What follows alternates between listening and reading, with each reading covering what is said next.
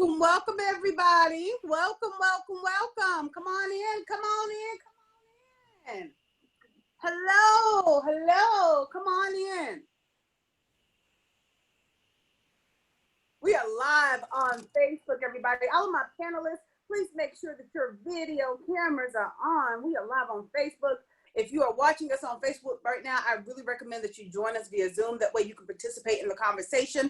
We will try to get as many questions as we can at the end for anybody that has questions on Facebook, but it's a little difficult to try to look at the questions on Facebook as well as looking at the questions in Zoom at the same time. So if you are on Facebook, I definitely recommend that you join us via Zoom. But in the interim, come on in, get active. If you're on Facebook right now, share this. Comment, let people know that the conversation is about to happen.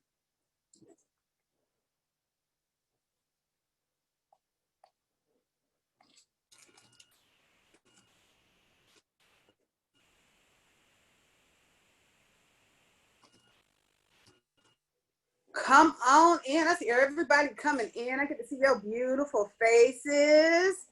Hey, Rick. Hey, Grace. How are y'all? Hi, Nancy. Hi, Elizabeth. Hi, Celie.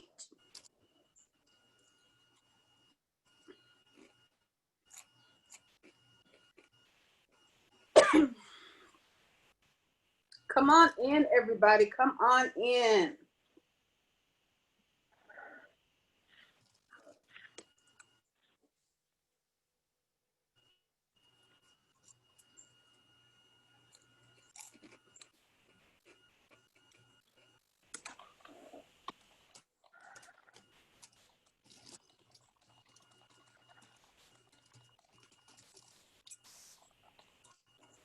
Come on in. Right now, we're having the conversation, White Women Can We Talk? And this is for a dynamic discussion that's hosted by the National Organization for Women, in particular, the Georgia National Organization for Women created this as a brainchild. And we partnered together with Missouri now, Minnesota now, California now, as well as, I think I'm missing one in there. Am I missing one in there? Did we get everybody? Yes. And we're, say that again. South Carolina. South Carolina now, and now we're touring this around the conversation, around the world for a conversation that allies can have with Black women. So everybody, come on in. We're letting everybody in. Let's see. Got a few more people coming in, and y'all look real good on Facebook. Thank you for showing your faces. The ones that have. If you're up here and you're a panelist, please cut your video on. Please cut your video on.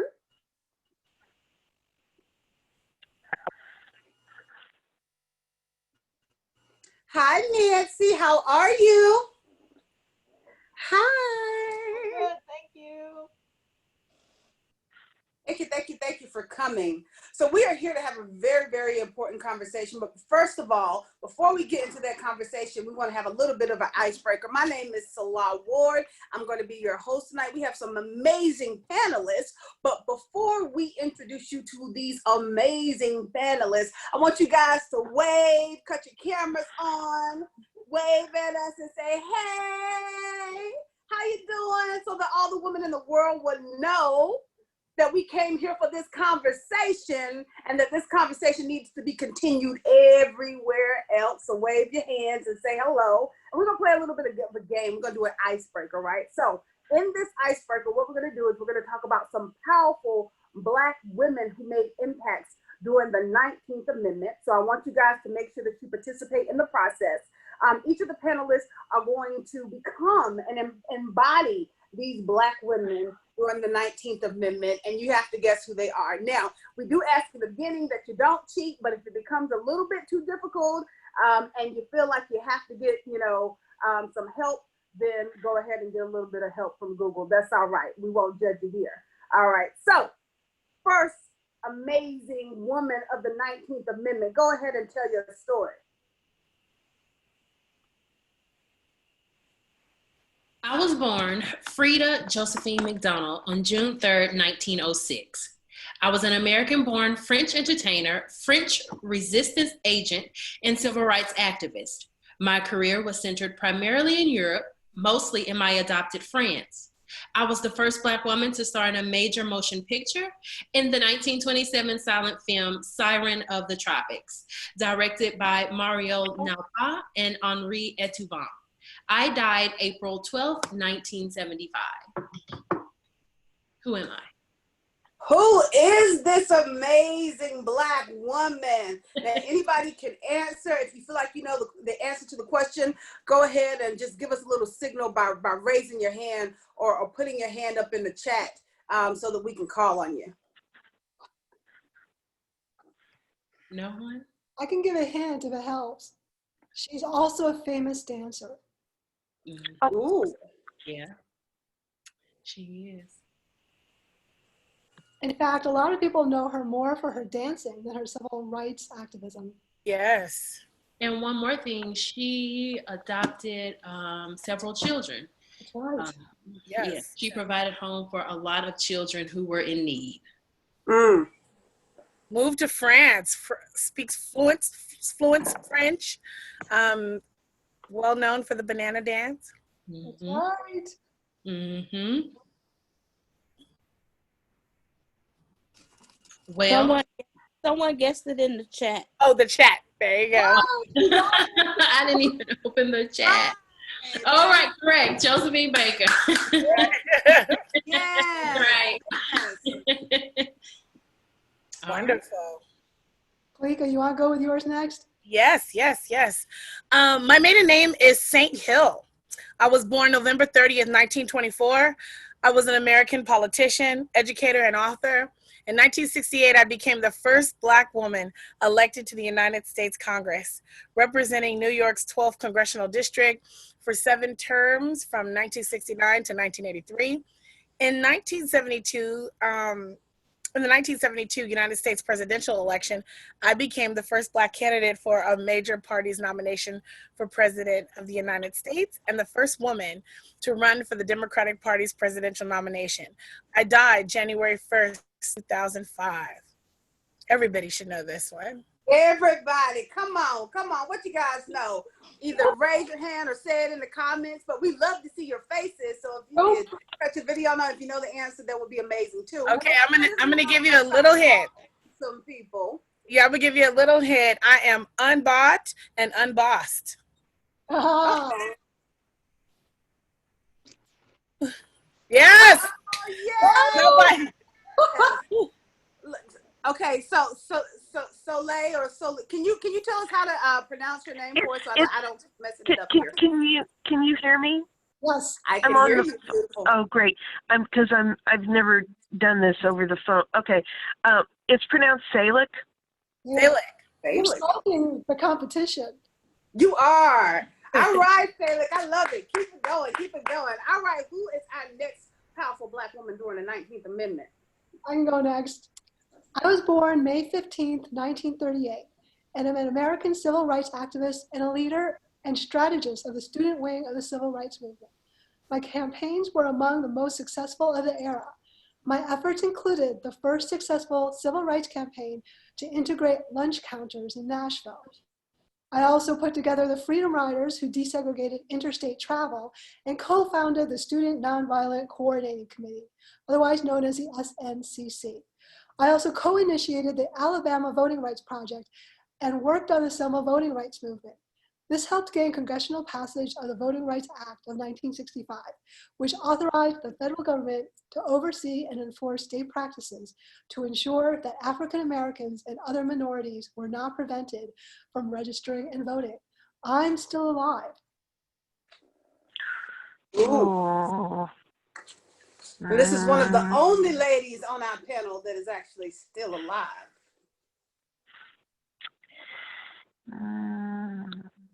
She was a mastermind.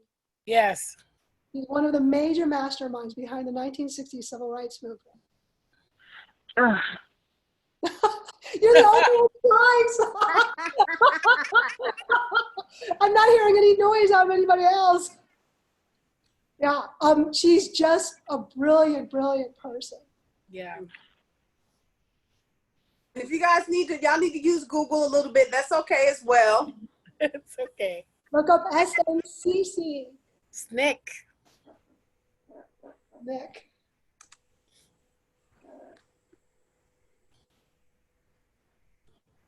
Welcome, welcome, welcome, guys. Thank you for joining. We just got some new people on. I love the fact that everybody is coming in. Right now, we're doing a little bit of an icebreaker, talking about some of the powerful women that help work in the 19th Amendment, and we are seeing who knows this answer. So, She was a we're about calling us some people.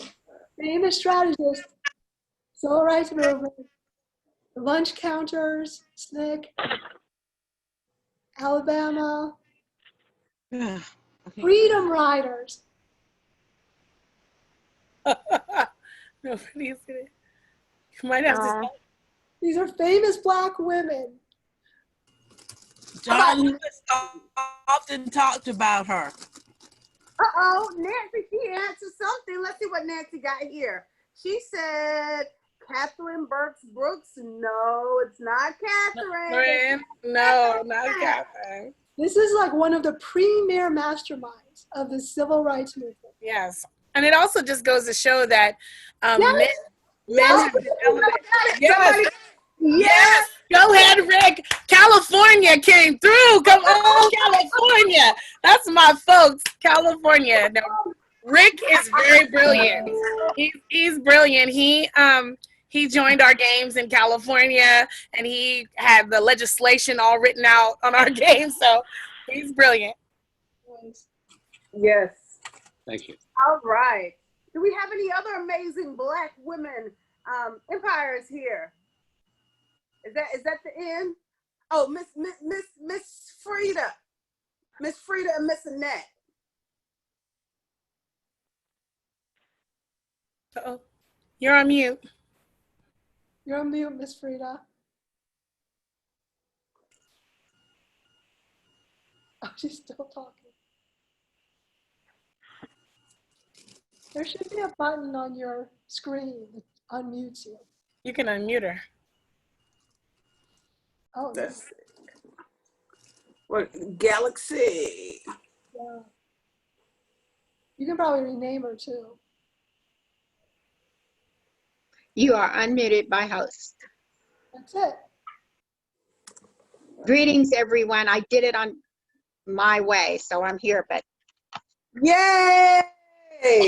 welcome. Welcome. I'll join the discussion after you finish reading the names. I think that you are okay. All right, we'll get you in on the other end. How about you, Miss Annette? Okay, y'all ready? Yeah. I am ready. I was born June 2nd, 1910, and was an African-American civil rights activist in the 1965 Selma voting rights movement, who was best known for punching Dallas County, Alabama Sheriff Jim Clark. Woohoo! I died November 24th, 2010. In other words, don't screw with me because I'll punch you out. Okay.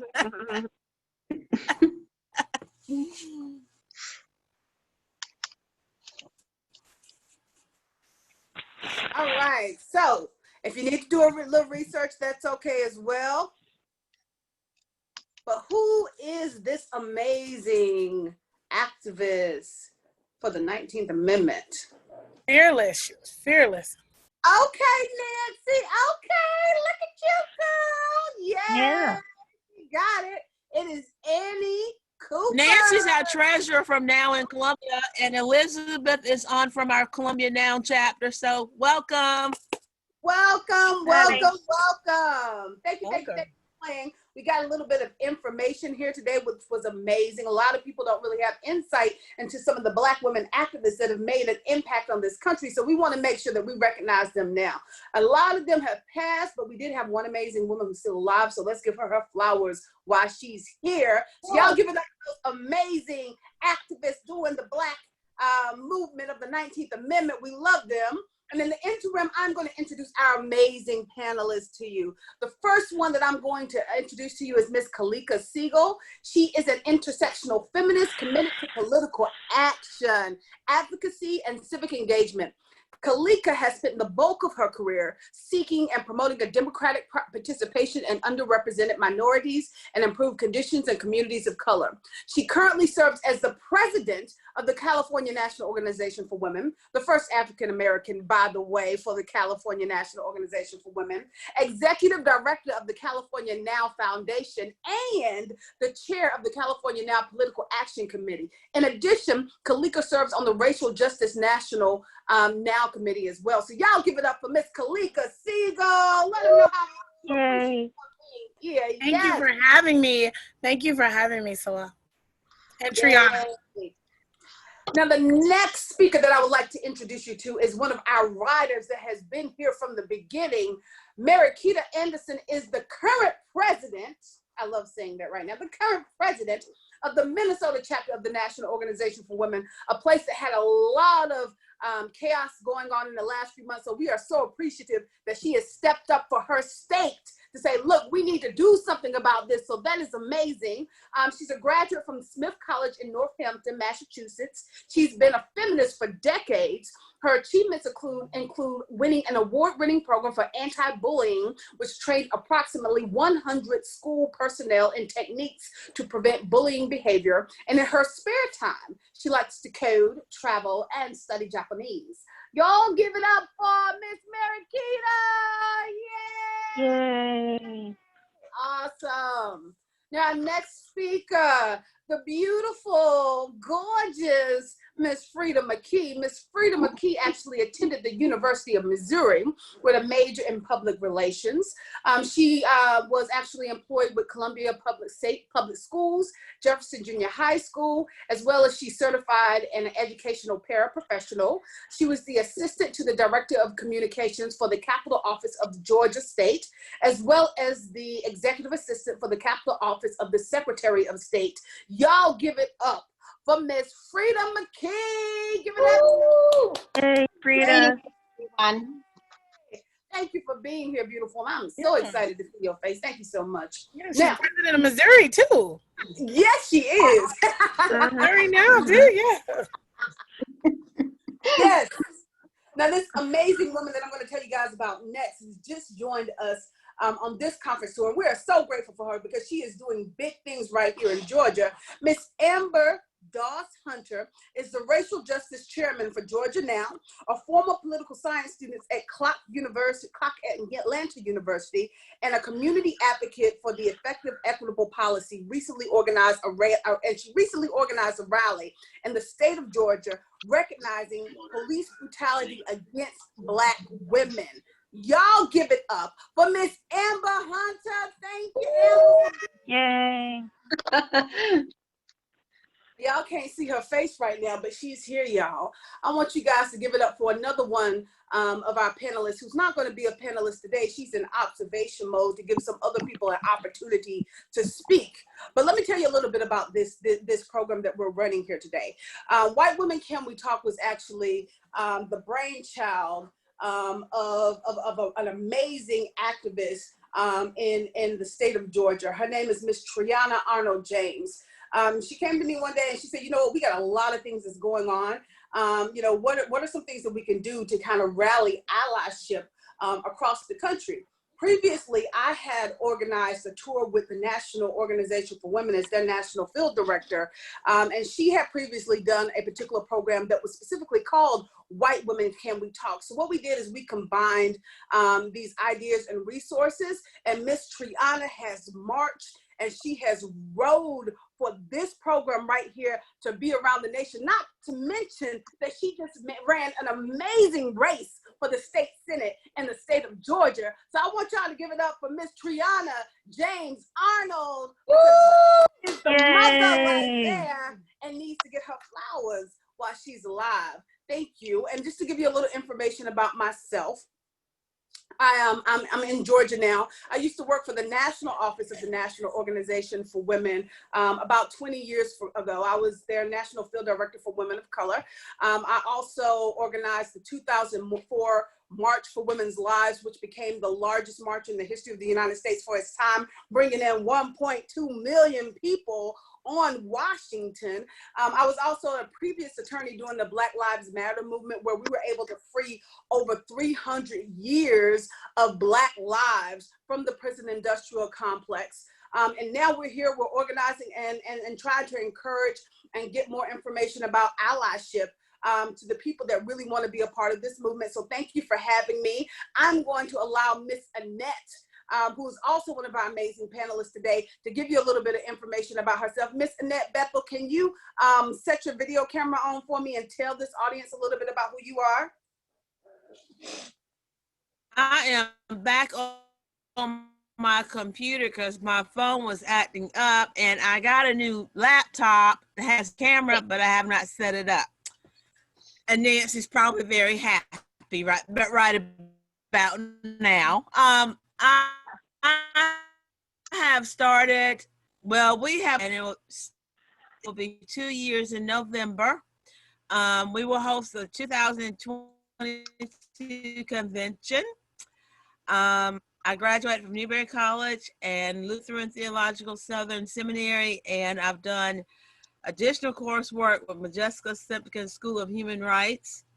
And my role model is Paula Murray, who is also a founding member of NAP and taught at Benedict College in Columbia.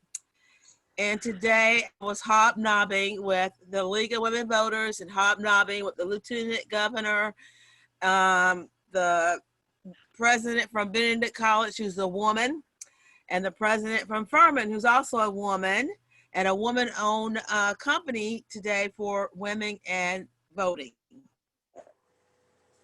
Beautiful. Thank you so much. That's cool. Me and two of my members, yes, two of my members are online. Nancy, who's our treasurer, and Elizabeth Jones, and her superpower is writing letters to the editor and signing up people to vote. Yes, and we definitely need that in this upcoming election. Thank you guys for being here, and thank you, Annette, for being on this panel today. The format that we're going to do today is that we're going to answer a few questions for you guys. The panelist is going to give you some insight, and then if you have any questions, we're going to give you guys an opportunity to have those very dynamic conversations, because we know that there's some things that just don't get discussed, some things that we feel is too sensitive, and this is a place where we can have those open conversations and do it honestly without judgment. So we'll have that opportunity at the end. I want to open up questions initially. So the first thing I think that is really important for us to talk about is, what does allyship mean? Because a lot of people don't really understand that. We hear this word and we hear these people saying that they're allies, but we don't really know what type of action goes with allyship. So we want to have that conversation first. Ms. Kolieka, can you please give us a little bit of insight into what allyship means to you?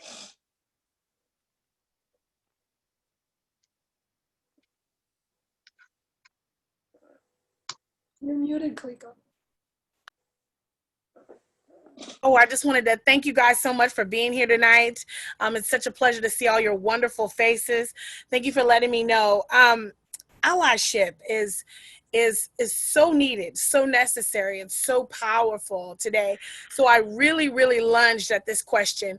Allyship is an active, often arduous process, but it's an active practice of unlearning and reevaluating your biases. It's when a person is in a position of power and privilege, they seek to operate in solidarity to a marginalized group. It's so important to point out that allyship is not an identity. It's a lifelong process of building relationships, building trust, consistency.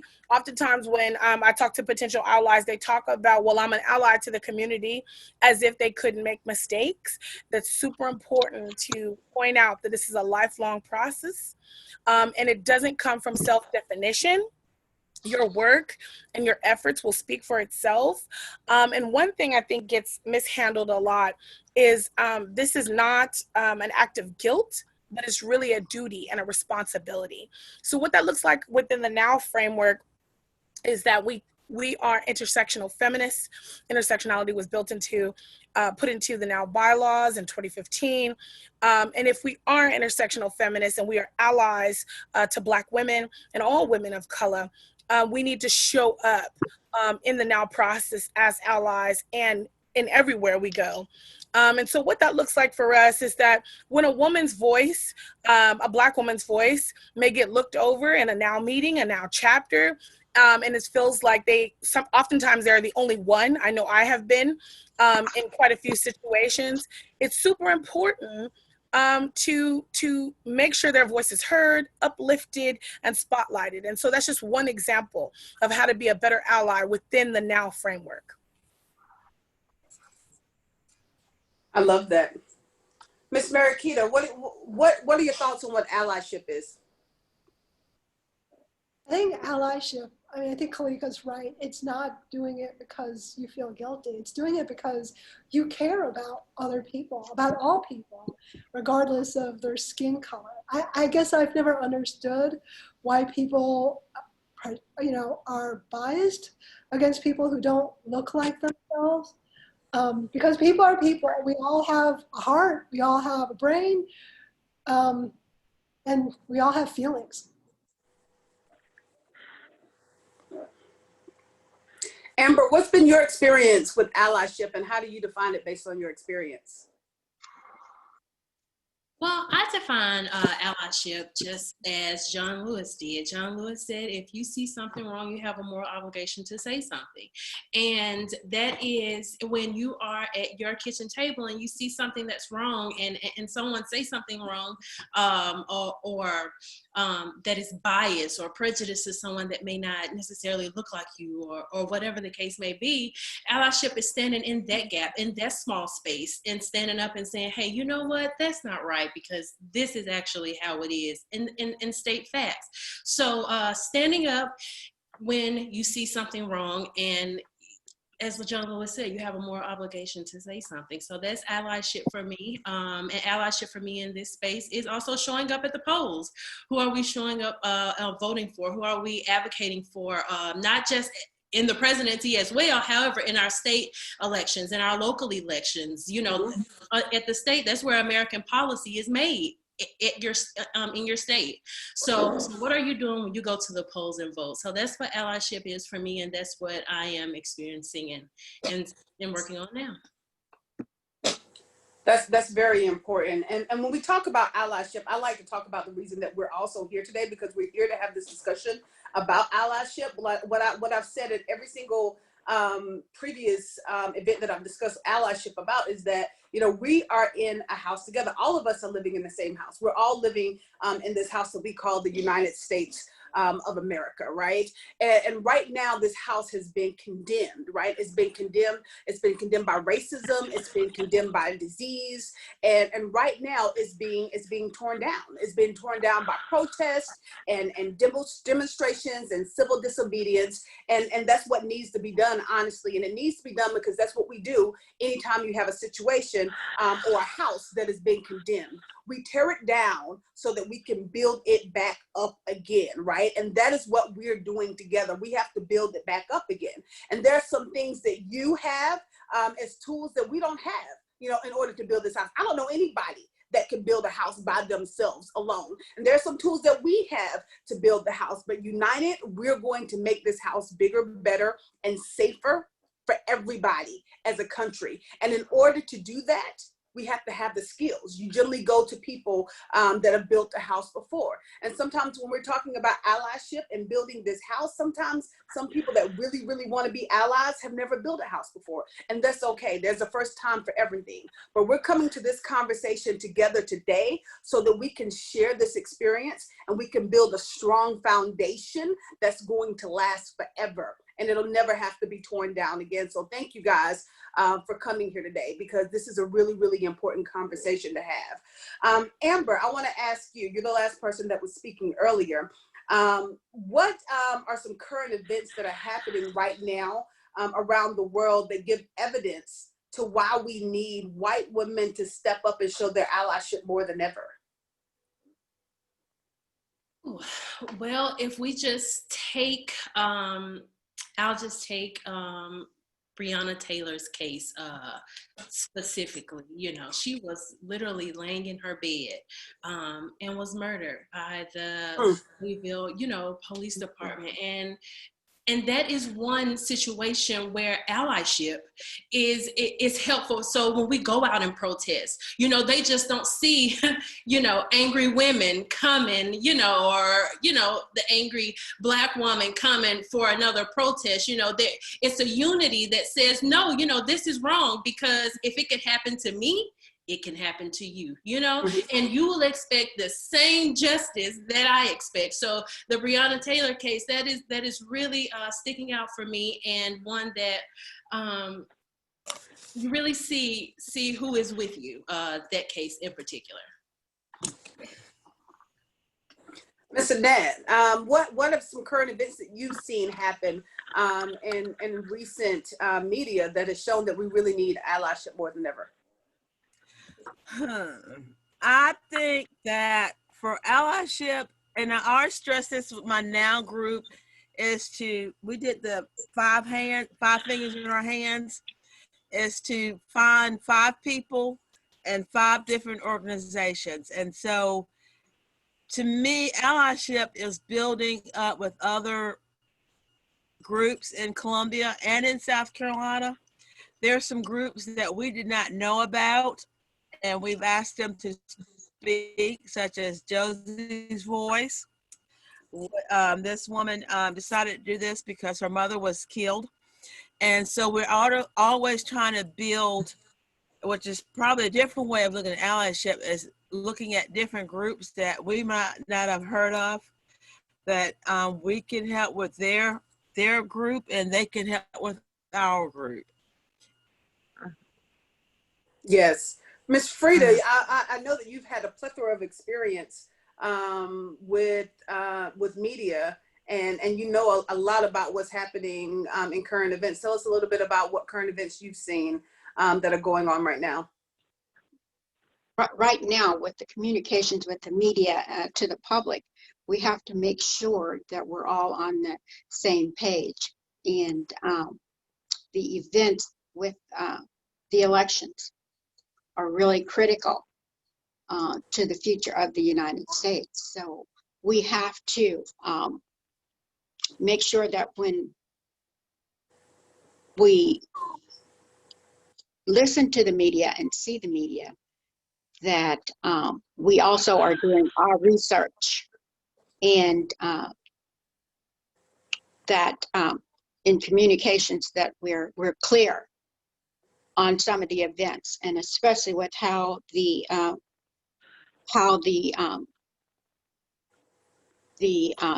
demonstrations and people from all over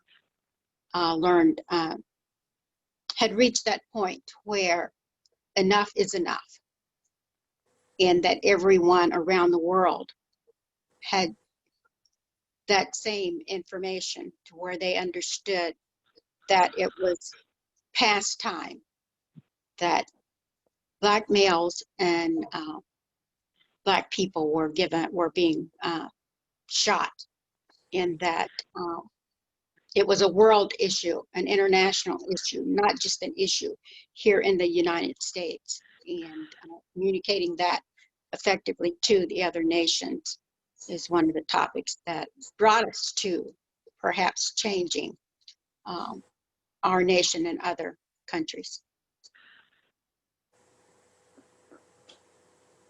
I absolutely agree. I have a question, and actually I'm going to pose this to 2 people, right? Because I know that Georgia now has had some amazing discussions about this. Right now, a lot of times we hear the term women of color instead of Black or African American, when what we really are referring to is Black women. And either Amber or Triana, or both of you guys, can you give me a little bit of idea or a discussion about whether that's an accurate representation? Should we be referring to Black women as women of color when in actuality we mean Black women? Like, what happens when we use that term in our communities instead of just saying Black women or African American women? And how should we really be referring to this community? I'll start that off. I will say, when referring to myself, I prefer a Black woman because I am a Black woman. I am not necessarily a woman of color. I think to say woman of color is a broad stroke. And from my perspective, it does not take into consideration the plight or the injustices or the economic differences that I experience as a Black woman. So for me, in my preference, just refer to me as a Black woman. However, I do understand why woman of color is used at such a with such a broad stroke to be more inclusive. However, if you're speaking on the issues of Black people in America, we must be specific and say that of a Black woman, a Black man. Yes, that's my perspective. Yes. Ms. Triana, I know that you're moderating today, but can you give us a little bit of an insight on that as well? Well, I like both terms. I have referred to myself as Black woman and woman of color, and I am a Black woman, and I'm proud to be a Black woman. But I'm also a woman of color, and I think my outlook on it is that we're a melting pot. We're all mixed with something. And when I use it, I don't want to discount other brown people or Native Americans. I don't want to discount anybody else. So there are some similarities in our stories, in our lives. And that was one of the reasons why I started the White Women Can We Talk, because of the broad stroke of being a woman of color shows that we're more alike than we are different. And so that's why I oftentimes refer to myself and the women around me as women of color, because we are a melting pot and we're mixed with a lot of things. But I do recognize that I am a Black woman, and I challenge everyone to walk a mile in my shoes. And I'll leave it like that. Absolutely. And, I understand both perspectives. Amber, I really relate to a lot that you said as well, because a lot of times what happens is that over time, people have been so used to saying women of color and including all of these different groups into the plight and the struggle of the Black women, that Black women's issues have been overlooked. They've been ignored. And it makes people feel better about focusing on Black issues because they feel like, well, we're really addressing all women's issues, so it's okay. The problem is that Black women's issues are being neglected right now. Black women are being murdered right now. Black women are being oppressed. So when we're referring to Black women, if that's what we mean, now if we're referring to a group of women that have all different backgrounds, then yes, women of color. But when we're referring to Black women and we're working on the plight of Black women, that it's important to refer to us as Black women. In addition, I think that it really, really needs to be heard, because it's almost like Black women in our culture has become a bad word. People get afraid to say Black women or African American because they feel like they're being racist if they say it, right? And they're like, I don't know, can I say Black? Can I say Black people? So no, it's not a racist term. People are adding a negative connotation to this word simply because history has a tendency to erase it. They have erased who we are and our ethnicity and our experience by saying women of color a lot of times. Kolieka, I see you unmuted your microphone, so I know you got something to say. Oh, I just wanted to give you a few snaps, Nselaa. It's very common in a lot of spaces, academic spaces, political spaces, to want to use the term interchangeably. That's where we've gotten to using the term interchangeably. I love to use the term women of color to be in solidarity with other women when we want to be in solidarity in those actions. But when we're talking about addressing the needs, we need to be very specific and to, when we're addressing the needs of Black women, to say Black women. It's very important because oftentimes a lot of the things that are offered, whether it's scholarships, whether there is some special programming that are going to serve women of color's needs, it is oftentimes the Black women in that group will not get picked, will not get that aid, will not get that job, that position role. So when we talk about diversity, we really have to be very, very specific and be outcome oriented, right? If we want Black women to be elevated in this area, we have to be outcome oriented. And we can only be outcome oriented when we say Black and mean Black. So oftentimes, I mean, it has gotten to the point where I can be in a room full of Black women, and they'll all be using the term women of color as if there's anybody else here or available. So this is where we've gotten to in America, but I just laugh because the needs are not being addressed. So when we're in conversations with women of all colors, we are in solidarity. I use the word women of color for myself and others because this is a united front. We are in solidarity with Native women, with Latinx women. Women are non-binary. We were in solidarity. We were women of color. But when we're talking about the needs of Black people, the murder rates, when we're talking about the needs of addressing the poverty and the socioeconomic status, it's so important for us to say Black when we mean it. Absolutely. Thank you. Thank you for that. Thank you. Mariquita, I have a question for you. So a lot of times people feel like, they call themselves allies, but a lot of people in Black women and communities of color feel like allyship is being used too loosely because people want to use it like a new pair of shoes. They wear it when it's cute, and they prance around in it, and then they just discard them when they start to hurt, right? So have you experienced this? Have you seen it? And what does this do to a community? Yeah, I've seen it, unfortunately. I think it's harmful to the community because they're not, Triana says this all the time, but if you're a true ally, you're willing to put your body on the line for a Black woman or for a woman of color. I think the Kentucky Now members who linked arm in arm together to protect their Black brothers and sisters was amazing. Like, to me, that's true allyship in the face of a protest and the police going after them. So if people are confused as to what an ally is, look at the Kentucky Now members.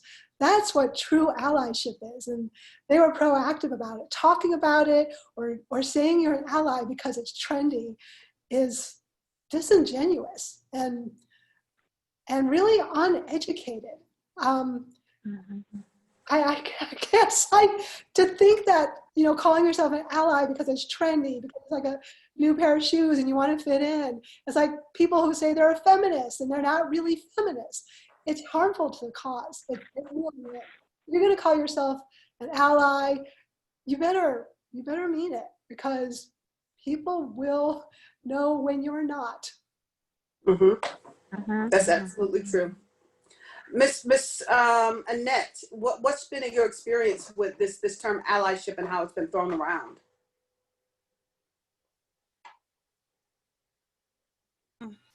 Sorry.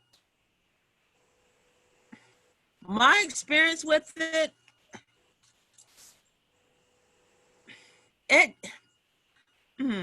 that's a good one, because I think after the election, you thought you had some friends that were your allies, and then after the election, you didn't have the same friends, or that you see the friends that you kind of kept, and now they've just gone to almost to the white supremacy side of things. You thought they were halfway decent, that you could talk to them. Like, for example, one girl, we were talking about guns. I said, why don't you join Moms Demand Action? And she didn't want to do that. And I was like, well, you're so concerned about this issue. Why do you not want to join it? And so, Michaela. So I guess it will change over time. And so my experience with allyship, if you don't have the 6 things of now, the justice and everything else, then we can't be an ally. Mhm.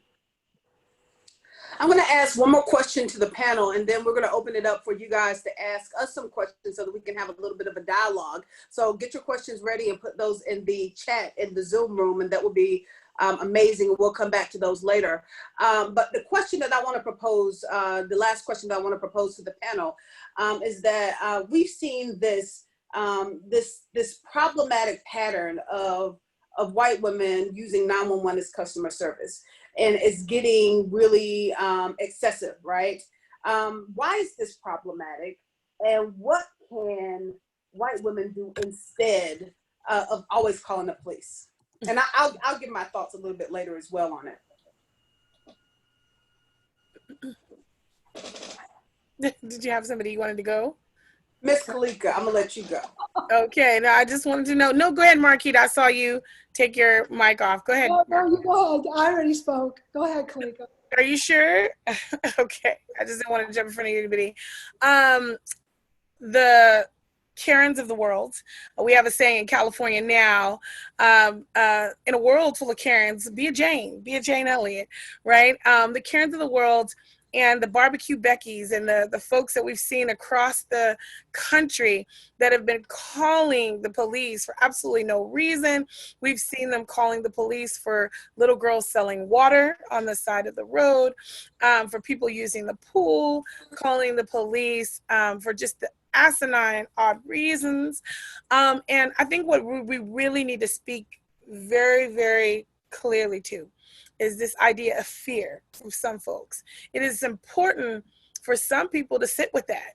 That came up on our last White Women Can We Talk tour, that if you're feeling uncomfortable, you have to understand that your uncomfortability can be weaponized by the police.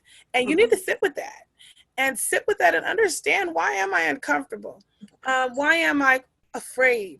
What is it about the world that privileges me that I feel like I have to get my way, or the world should present itself to me?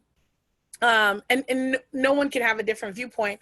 We've seen so many incidences, and the one that really, really, really, I guess, turned my stomach and really had such a powerful impact on me was the student at Yale, the girl who fell asleep on the Yale couch. And when I think about the time when I was at Berkeley and the times that I fell asleep in the student lounge, and to have someone call the police because she fell asleep in the lounge of the premier universities in America, and then rightfully defended her position on camera that a person doesn't need to be sleeping there. And this woman I think she had to go through a very long process. It was like 2 or 3 hours that the police harassed her. She had the keys to her building. She had to prove that she lived there. Not only did... Oh, what? The sound went off. We lost your sound, babe. You can't hear us when this happens. Yeah, you're gone. Yeah, so we have hand signals. Can you hear me? Yeah. Okay, I'm so sorry. I guess I cut out for a minute there. I don't know what part you guys left off of, but at this premier university, that she sleeps in the lounge, and the woman that called police on her really wants to let her know a message that you don't belong here, or I don't want you at this university with me. And it's damaging to the psyche. She went to 2 or 3 hours proving that she lived there. She went to school there, et cetera, et cetera. And it's just to say to Black students, which is only a small fraction of the campus population, right? There's only a few Black people there in general. At Yale campus, as it was, as they are here, Stanford, et cetera. But to call the police for sleeping in the lounge is an outrage. And the fact that the university didn't take up arms and kick that other PhD student out is crazy. It is crazy and absolutely unimaginable in 2020. But that is where we're at. And there's a passive aggressive tactic that are utilizing state functions and weaponizing state functions to their advantage. And we're no longer going to stand for it. You will be exposed. You will lose your job. And I honestly think we need to start going after homeowners insurance at this point. I absolutely agree with that. I think that's a great idea, going after homeowners insurance. And I like to say that, and I'll give you guys, later on, after some of the other panel members talk, I'm going to give you a little tool that I use with an organization that I work with called the International Black Business Agenda, of what you can do, to work through some of this misplaced fear. But when I hear about the barbecue Beckies and the student at Yale and the young lady in San Francisco who called the police on the 8-year-old for selling water, when I hear of all of this and thousands of more cases around the country, it really reminds me of Emmett Till, right?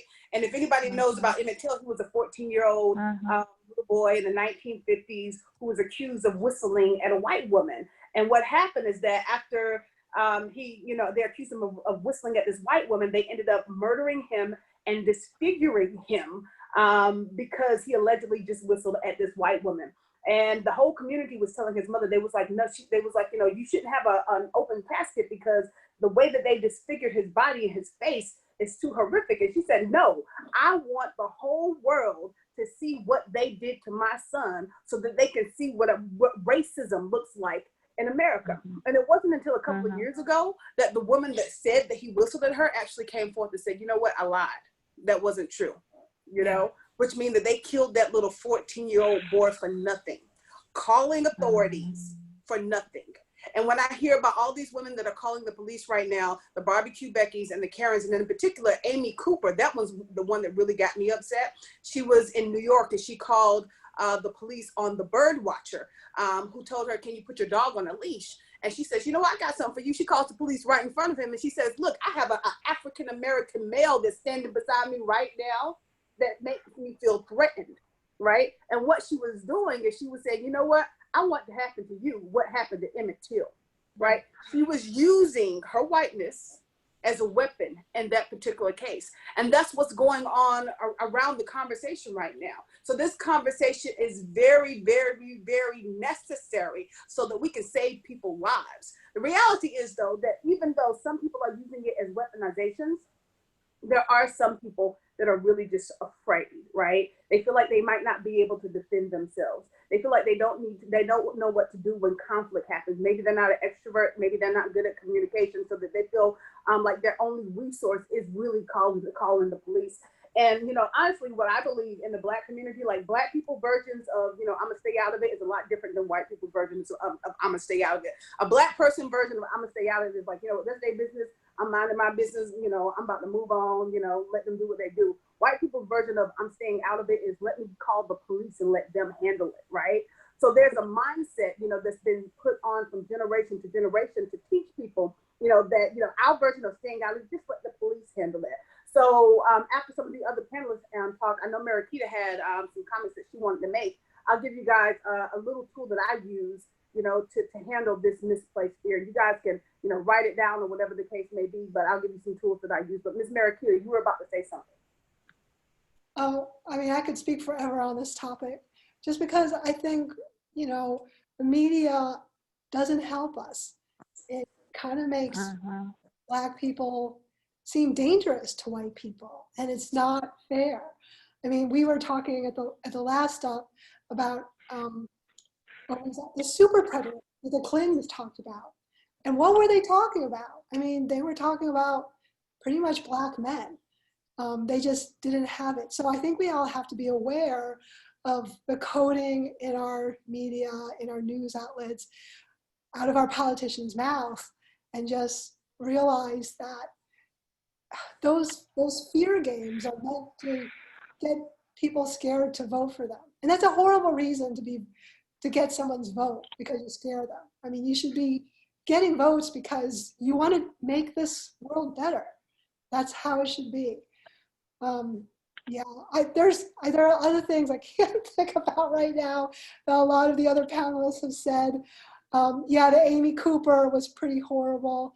And that Emmett Till, what actually happened was it was extremely passive aggressive. Emmett Till actually would go swimming in this lake when he went swimming, someone had erected barbed wire fence, and that's why his face was all disfigured, because it cut him when he swam, because there was no fence there before all those other times he swam. And so the people who put that fence up there, those are the murderers. They took the law into their own hands, meted out justice, vigilante justice of their own, and got away with it for decades. That's really a wrong way to go about, punishing people you don't like. I think that's so messed up. And I don't even know what motivated them to do something that horrific to a 14-year-old boy. But I guess it's important that we know people are capable of it. And, those of us who see it have to call it out. There's just no other choice. That's absolutely right. Call it out.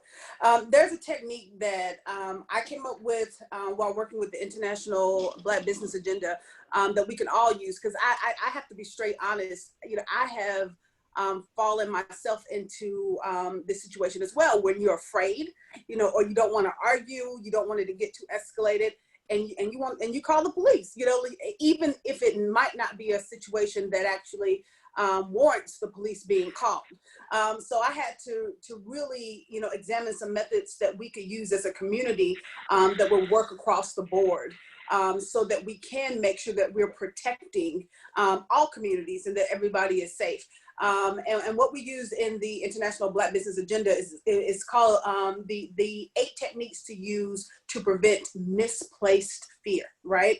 And it actually uses the acronym of misplaced, and you guys can feel free to use it as well if you like. But the acronym misplaced the M stands for mental health. When you're dealing with somebody that's in a mental health situation, and it's a mental health situation and your safety or your life is not in jeopardy, there are resources that you can use and call instead of calling the police, because the police are not equipped to be able to handle people that have mental health issues. Most states actually have a hotline that if you're dealing with somebody that's having some type of a mental or psychotic break, they will come out to wherever the situation is and intervene for you, and their experience with handling people that have mental health issues. And in some cases, if it's warranted, they will put the person on a 72-hour hold to get them stabilized until they're in a better situation. So if you're dealing with somebody that's in a mental health situation and you feel like you need to call somebody, instead of calling the police, make sure that you have the mental health resources available that's in your state, and you can call them instead. The I is for the inappropriate call list, right? Sometimes we need to make clear, when is it inappropriate to really be calling the police? And to be truthful, anytime you're calling the police for a civil matter, it is inappropriate to really be calling the police. If your life, property, or your safety is not being jeopardized, then there's somebody else that you can call. There's generally an administrative agency. But the reason that we're calling the police a lot of times is because it's easy, right? It's the easiest thing to do. Everybody knows the number, 911, so that's the first thing that we call. But we have other tools. So if you're dealing with a civil issue, you don't have to call the police to resolve that civil issue. Make sure that you call the civil agency that's appropriate, right? Not to mention, we have our phones, we have video cameras to document as proof. And then after the situation, if you feel like you still need to file a police case, then you can file a police report afterwards and not have police officers coming on the scene with guns that are ready to kill somebody, right? So that's very important. So the I is for inappropriate calls, right? Inappropriate calls to 911. The S is, like Mariquita said earlier, speak up, right? And as allies, you really have an amplified voice that a lot of us don't have. So you have the ability to talk to communities that will not listen to us. So if you see something that's happening wrong, don't just ignore it. Speak up and say that it's wrong, right? You have to make sure that your voice is heard, because we're more united when everybody is talking at the same time, right? When one hand claps, you don't hear anything, right? But when we clap together, that's when you hear the noise, right? So we have to make this noise together. The P is for procedures. Make sure that you're creating procedures and organizations in your community and in your groups that are prepared to handle civil issues. That way you're prepared in advance. Don't wait until the civil issue or the problem is actually happening. Create these procedures and these organizations in advance so that you know ahead of time. You have to be prepared. You know ahead of time what your community, what your household, what your organization is going to do if you're going to have a civil situation that you would normally call the police on, but now you're using some other techniques. The L is actually for listen. Now, I will say this, it used to just be for listen, but Miss Kolieka, she really took that to the next level at our last White Women Can You Talk conversation. She said, it's not just listen, it's listen, learn, and leap, right? So we're gonna go with listen, learn, and leap. When there are conversations that are being had, when you're joining these groups, right? And I'm gonna back up because I wanna talk about the A before I talk about the L. When you're afraid, when you're uncomfortable, like Kolieka said, you want to attend and befriend. That's what the A is for, attend and befriend. When you're feeling uncomfortable, make sure that you have a conversation, and you don't have to do it by yourself, right? We're not saying go out and put yourself at risk. You can bring somebody with you. The reason that we get afraid is because we are having past experiences. We are reliving those memories of past experiences. And sometimes those experiences are not even our experiences. Sometimes they are memories that we got from TV, memories that we got from media, memories that we got from family members or friends that have talked about, Black people in previous conversations. So the solution to that is that we have to create new memories. The only way to get past that fear is to create new memories. And the way that we go out and create new memories is that when you see a situation or a person that you would normally not have a conversation with that looks different than you, that makes you a little bit more uncomfortable, have a conversation with them. You don't have to do it alone. You can take a friend with you and you guys can make memories together, right? We all need to build new memories around what's going on in this country. So you can make memories together, have a conversation, find something that's in common with that person, find something that you like, that you can compliment them on. And Kolieka said last time, ask them out for coffee. Ask them out for coffee, have a drink with them so that you can get to know them a little bit more, so that you can get in the process of creating that new memory. And then we come back to the L. That's where you listen, leap, and learn, because you're going to hear things that are going to make you feel, that may make you feel offended and be like, hey, I wasn't being racist, or I was being a good ally, or that wasn't my intention, right? And that may be true, but when we're dealing with allyship, intention is not the major issue, right? Intention is not what we're focusing on, it's your impact. So we have to focus on the impact of the situation. So be willing to listen, right? Learn from what you're hearing, and then leap and try it again. Keep trying it over and over and over again until you don't feel uncomfortable anymore. That's where we have to get to. The C is for communicating with your communities, having a conversation with your communities and letting them know when it's inappropriate to call the police, and telling them what alternative resources they have to be able to reach out to authorities, administrative authorities that are not going to come with guns ready to kill. And then E, of course, is for education. Educating yourself on the history and the plight and the struggle of Black people in this country and why they are oppressed. Get information about the massacre that happened on Black Wall Street. Get information about Tulsa, Oklahoma. Understand what happened to Emmett Till. Understand post-traumatic slave disorder, right? Make sure that you understand all these concepts so that when somebody is reacting to a situation that might not be how you would have reacted, that you understand the reasoning behind it. So anytime you feel like you might come across this misplaced fear, try to use these techniques that will help you to make better decisions in the future, right? So the last thing that we're going to do today, we really want to hear from you guys. We want to have a dynamic conversation and we want to have a dialogue. So let's look at some of the questions that you guys have for us. And anybody can answer any questions. And if you raise your hand, what I'll do is I'll unmute you, or you can unmute yourself, and we can talk a little bit here.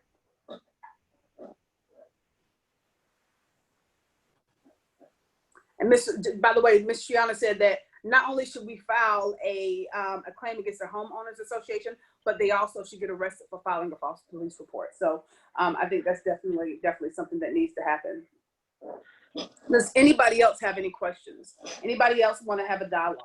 Anybody feel like there's things that's unclear that you haven't been able to say that you would like to say in this conversation?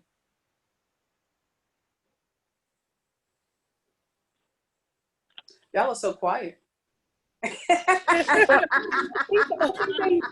all going. Y'all Yeah.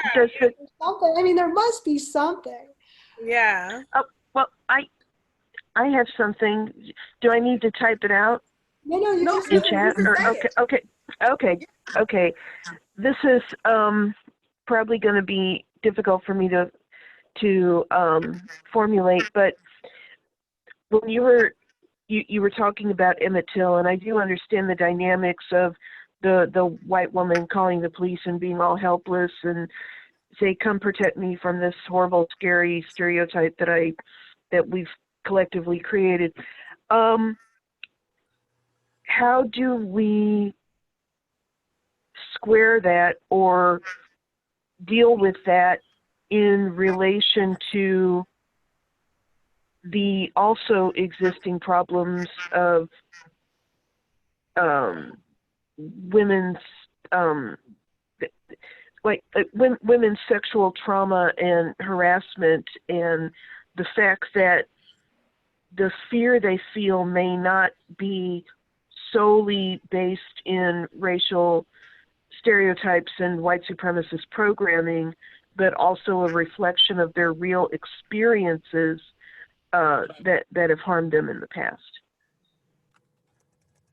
How do we proceed toward justice on multiple fronts? To have justice for survivors as well as not letting innocent people get killed by police, basically. And anyway, that's something I just thought I would throw out there.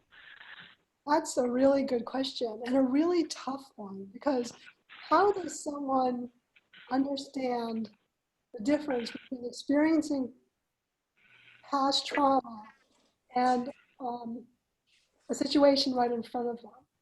Like, a lot of times we make these decisions very quickly. But I think if we go through Selaa's misplaced thing, if you're not being harmed, your life and body aren't in danger. If it's just a civil dispute, you wouldn't call the police for that.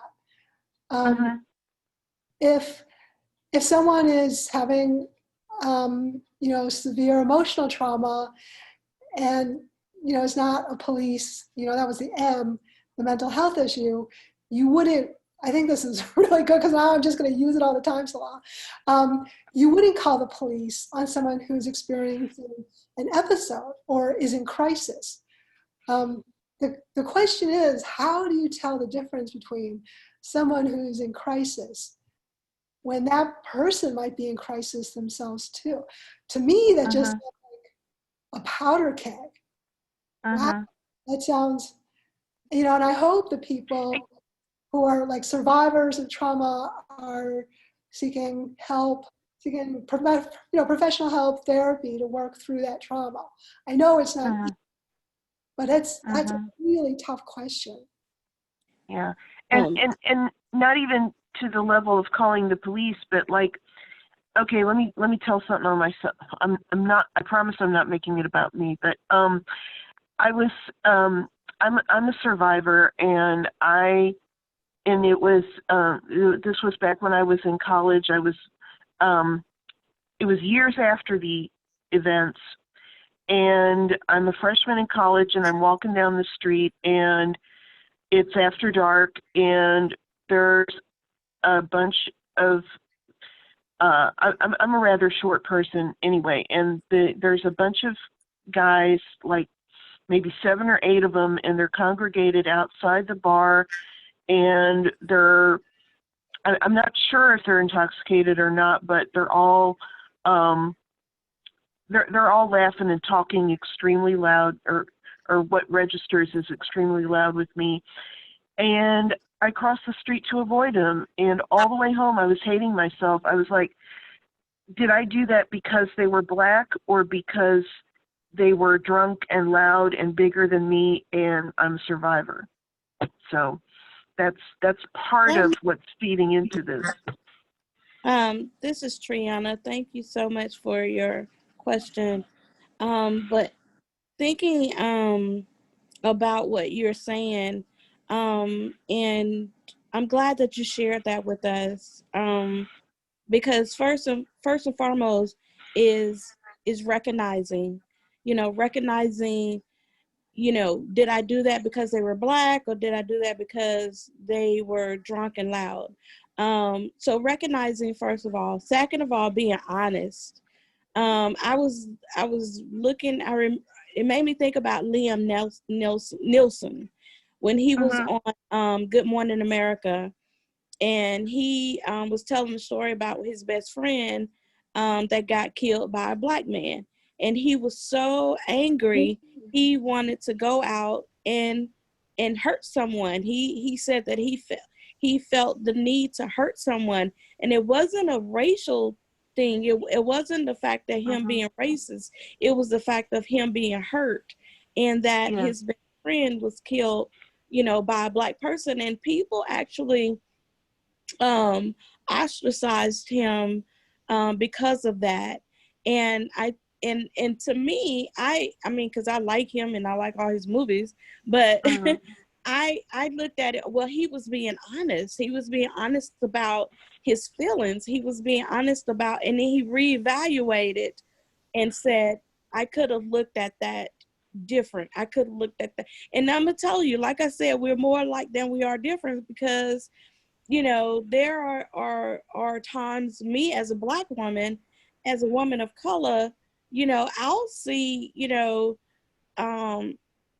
people and or men, and if I'm by myself, I'm like, oh Lord, you know, because I'm in the country, I'm in the boondocks, and I have a racial bias against old white men in trucks with Confederate flags on the back of their trucks. And so I'm like, oh my gosh, this guy, he's gonna try to lynch me. I'm driving by myself, and then when I get clear, I'm like, Triana, was that really all of that? You know, he might have just been traveling down the same road you were traveling down.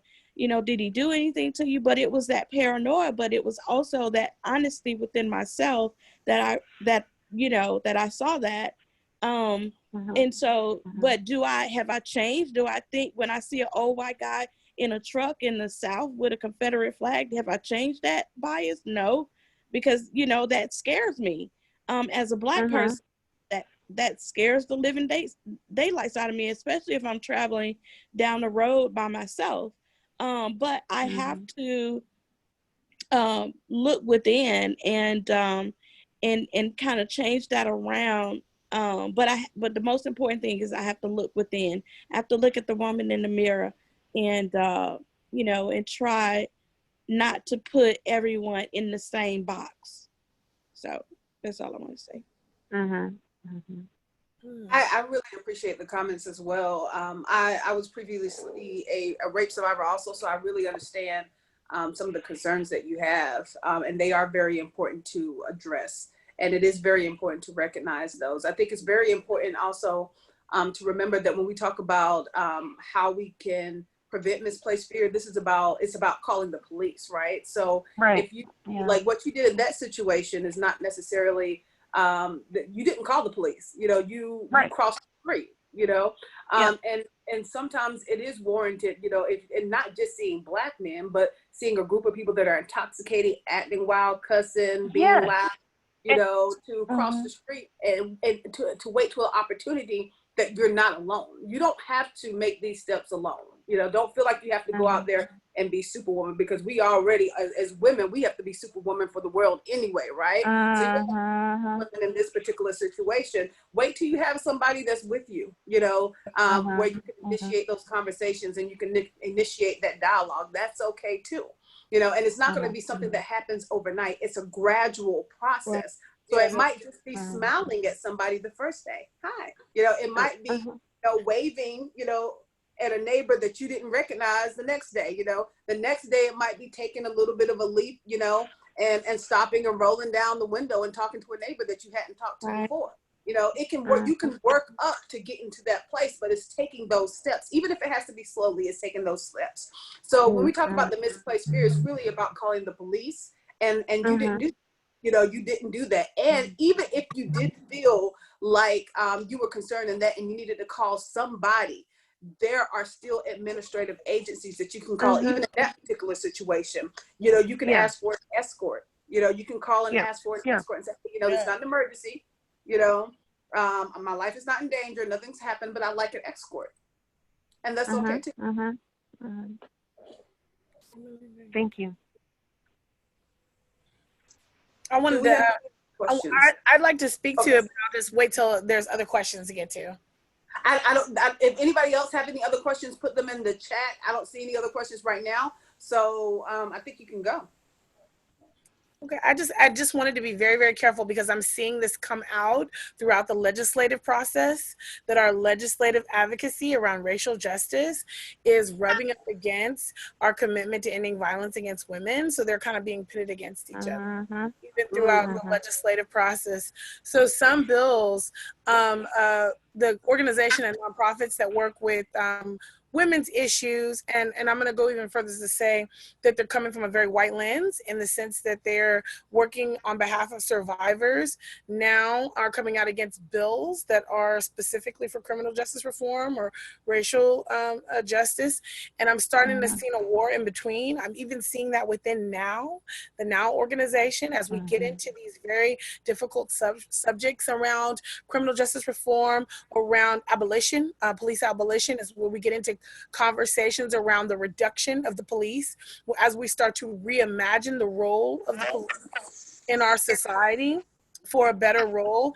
There was some really strong criticism in some of the events I gave around Mobilize for Black Lives and Black Lives Matter, that I actually got a message from a NOW member that stated that, you know, is there a way we can kind of like rethink this, because we have built powerful allies in our police commission, and even the word defund the police is very scary for us. So now we have 6 core issues within. Now I only see them actively working for 5, and we have to keep in mind that these are intersectional issues, so that when you're eradicating violence against women, you cannot forget about Black women and the disruption that the police cause in our communities. So when you're working on ending violence against women, you have to see the impact the police have also on Black women and our families as well.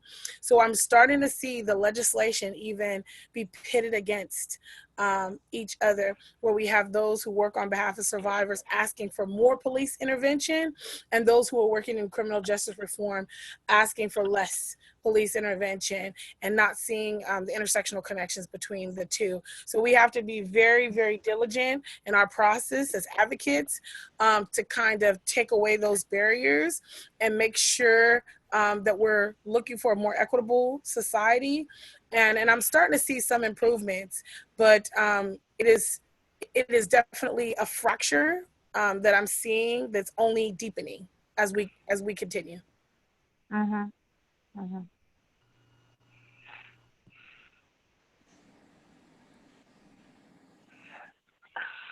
Did we have any other questions or comments to add to this? Yes, divide and conquer. I see that. Yes, absolutely. Well, the last thing that go ahead. I did have one thing when you were speaking, Kolieka, was it just popped into my head, considering how many cops have a history of domestic violence incidents against them. Maybe this is a way to bridge that gap between these two things, between these two aspects of our movement, and say, look, you know, when we're talking about defunding the police and abolishing the police, we're talking about restructuring the way we seek justice in our communities, so that these guys don't get issued guns and use them to further terrorize women. Yes. Yes. So. Yes, I think that's a great idea. I definitely think that's a great idea. It makes no sense that they allowed domestic abusers to become police. Whoever thought that was Yeah. I mean, they slip through the evaluation somehow, you know, I mean, or the evaluation being written by a bunch of patriarchs was written in such a way that it would let them sneak through. So, you know, yeah. So the police could fund them their own selves and reduce their own forces by just selecting for people who are emotionally healthy. Mhm. Yeah, girl, I want to breathe fire, but I won't. I'm scared of you, Mariquita. I'm scared of you. Uh, Go ahead, Denise. I see your hands up. Denise, the county president out of Riverside County in California. Go ahead, Denise. I just wanted to share something on a lighter note.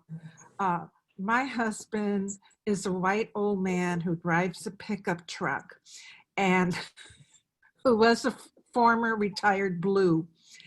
And I'd like to share what our granddaughters asked him years ago. Papa, and this is because he's a white old man now with a pickup truck. Are you a racist? This is coming out of young children. And because their image is just what she had shared. But of course, his answer was, how could I be married to your grandma if I was a racist? You know, if anything, it's quite the opposite. He'll do anything to stand behind me and support me. But my concern is here they were so young and they already had that sense of fear that someone who looks like him, drives what he has, is a racist that could be a racist or hurt my brown grandma. And that to me really sticks with me, how even out of the mouths of babes, they already have that perception. By the way, he got rid of his pickup truck, so. And he hung up our Biden flag amongst all the Trump flags around us, so. But I had to make light of it because, and I'm going to share one more. I have a tremendous amount of fear of police officers, even as a Latinx, and when we lived in Florida in a very redneck county, and I don't say this lightly, in Brevard County, Florida, I went to a fabric store, I'll make it real quick, to get fabric to make a bag. I was a national delegate for Obama in 2012, and I was very excited. So I wanted to get me fabric to make an Obama bag. The lady at the cashier asked me, what are you making? And I told her. The lady behind me in line said, oh, it figures who you're voting for. You must be on the dole. Okay, so, and then my response to her was, no, I've never been on the dole. Perhaps you've been by the way you appear. And then the cashier was, she had really rotted teeth. And I was so angry, I didn't know what to say. You of all people, look at you. You're probably here making the minimum wage and you have rotted teeth and you're saying I'm on the dole because I'm voting for Obama. And then the people in the back that were cutting the fabric were yelling at me, get out of the store before we call the police. Wow. I made my transaction. I left. I went in the car and I just bursted in tears. I was 60 years old at the time. So that tells you how old I am. And I had never experienced that kind of deep stereotyping and racism till we lived in Florida. And I was scared to death because I thought if they call the police right now, they're going to handcuff me for disturbing the peace. So I live with that fear, and I shouldn't. Even when I drive here in California now, I'm always looking at the police, and but I always have to feel like I have to speak up. I can't allow them to walk on me like that and stereotype me. Going to the grocery store, somebody asking me a question about how to make lamb. I'm thinking about it. This was in Florida, and they say, what's the matter? Don't you know how to speak English? This is my everyday occurrence, and I'm gonna be 70. This is my life story. And I was praying that by the time I came to this age, this would be gone, and instead it's worse. Yeah. So when I see all my sisters of every ethnicity and color of the rainbow, I am offended, and I no longer am afraid. I try not to be, but I will speak my truth to power. I don't give a damn anymore. That's right. Sorry. Thank you for speaking that truth as well. Thank you. We have a few comments here. They're saying, yes, Rick. And let me tell you what Rick said. Rick is one of our riders over here.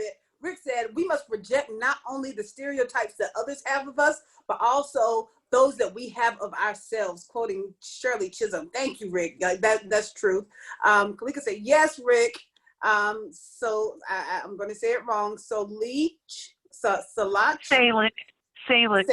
Seigle said, agreed. Rick said, that was my hero when I was a lad. Triana said, yes.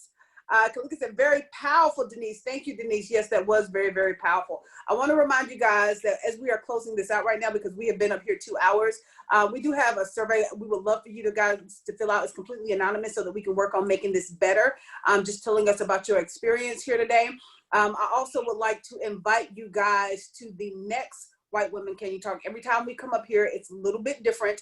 So we're going to have a little bit of a different content. We have different people, and you get something new out of it. I think that next time, at the next one, I am going to give a little bit of a little bit more information on what people can do when they feel like they're being left out of the conversation just because they're not Black or because they're not African American. So we'll have that conversation in a little bit more detail then. We do have a call to action that you guys will be able to pull off of the Georgia website a little bit later on for you guys. If you guys were not able to write down the 8 steps to prevent misplaced fear, you guys can also text me and I will send it out to you in a document so that you can use it and keep it for your own records.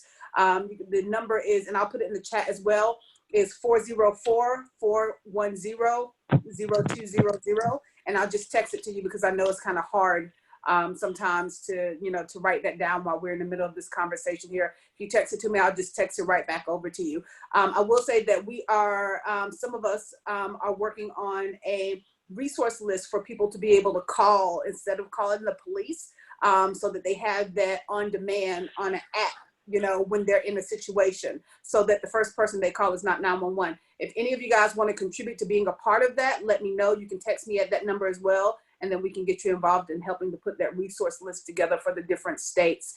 Miss Mariquita, can you tell us when the next White Woman Can We Talk is going to be? I will look it up in the calendar. It is, I think it's the 29th.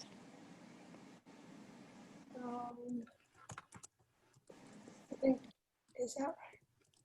No, it's not the 29th. It's going to be the 13th, right? For September 13th. Okay. Yep, September 13th. Well, what time? We may add 2 p.m. Central or 3 p.m. Eastern. We may add Arizona in there on September 10th, but that'll just be 30 minutes, and I believe it'll just be for Arizona. I'm not sure yet. Okay.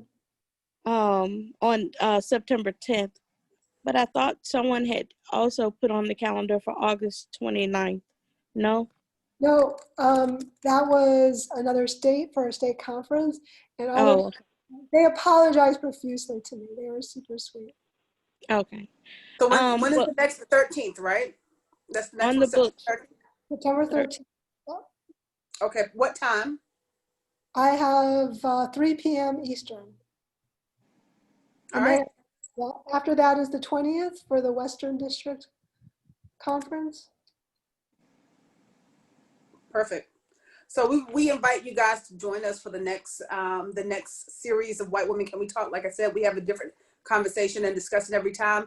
If you would like us to come to your organization or your chapter in person live after the pandemic, which tentatively would be around January, February, please reach out to us. Mariquita is putting those dates on the calendar, so you can reach out to Mariquita and let us know, hey, we want to deep dive into this conversation a little bit more.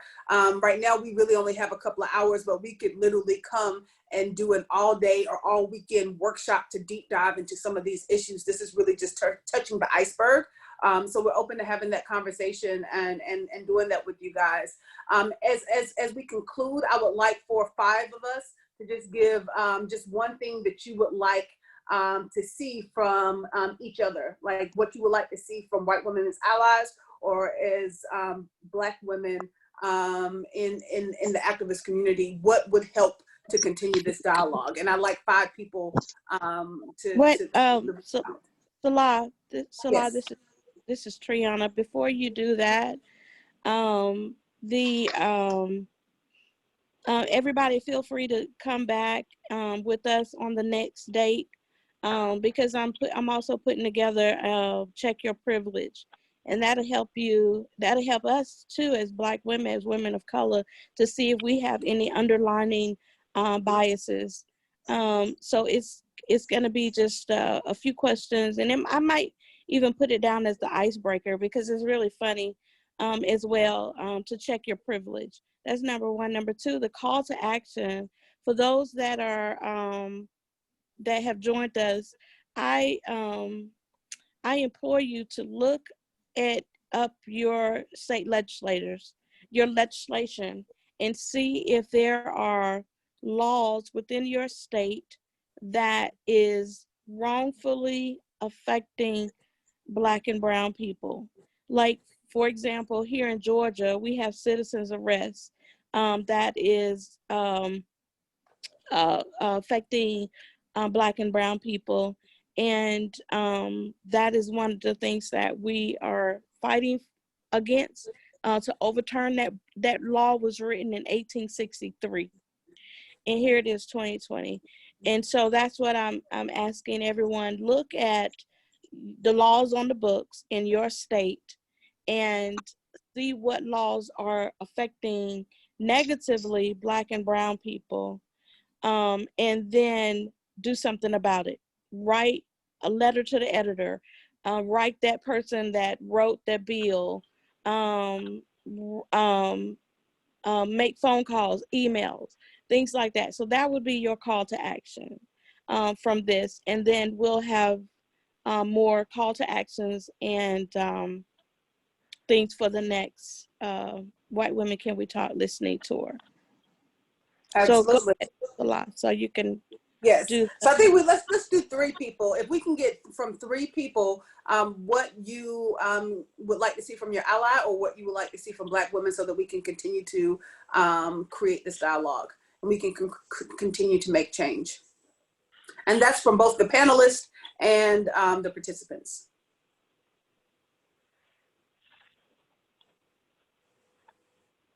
I'll start with you, Miss Freda. Okay. Can you hear me okay now? Yes. Okay. I would say that we start advocating for each other.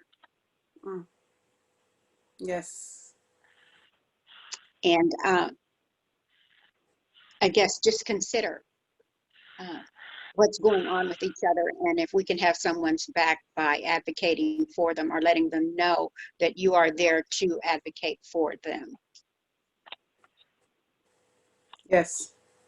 And I also might add in here, it's off topic, but it's a crucial time in our country when our democracy is so threatened that it just might disappear as we know it. It behooves all of us to really become involved and make sure we vote, encourage others to vote, and make it possible for others to register and get to the polls. Thank you. Yes. Yes. Yes, Miss Mariquita. Oh, Miss Amber. Yes. Oh, I was just wanting to piggyback on what Miss Freda said. You know, it's very crucial for us now at the polls, you know, national, state, and local. It is time to change some guards, some old guards in our state legislation and our local offices. And we can stand in solidarity if we could change those guards and really push for effective policy, equitable policy that not only takes one factor into consideration, but truly look at the demographic, truly look at the socioeconomic standing in the neighborhood when we are voting for people and looking at policy. I just that's a good outline. That's what we need right now. We need to work together and change the old guards on our state and local levels in government. Yes, thank you. I would love to hear from one of the participants as our last speakers of the night. What would you like? What do you need to be able to continue this conversation?